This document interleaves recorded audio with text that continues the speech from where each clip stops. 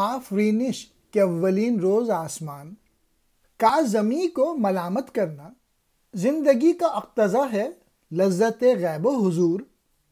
اس لیے پیدا کیا اس نے جہان نظر و دور، یوں کیا تارے نفس کو توڑ کر خود سے جدا، ہو گیا آغاز حیرت خانہ ایام کا۔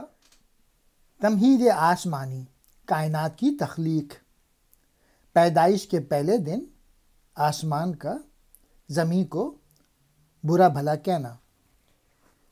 زندگی نے غیب و حضور کی لذت کی خاطر اس نزدیک اور یہ کائنات کا نقش پیدا کیا۔ غیب اس لحاظ سے کہ وہ نظر نہیں آتا، اور حضور اس لحاظ سے کہ کائنات کے ذرے ذرے میں تو اس کا جلوہ کار فرما ہے۔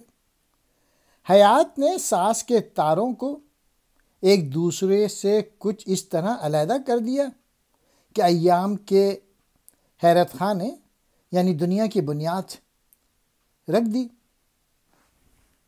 آفرینش کہتے ہیں پیدائش کو یا تخلیق کا دن۔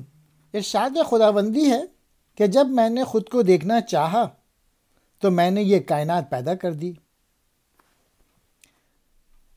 حیات مطلق نے سانس کے تاروں کو ایک دوسرے سے کچھ اس طرح الگ کر دیا کہ ایام کے حیرت خانے کی بنیاد رکھ دی، یعنی خدا نے اپنی ذات سے صفات کا ظہور یوں فرمایا کہ وہ کائنات کے ذروں کی کثرت میں جلوہ گر ہو کر ان کے وجود میں آنے کا باعث بنے، اور اس دنیا کے ایام شب و روز یا ماضی اور مستقبل اور حال میں تقسیم ہو گئے، اور یوں یہ دنیا ایک حیرت خانہ بن گئی۔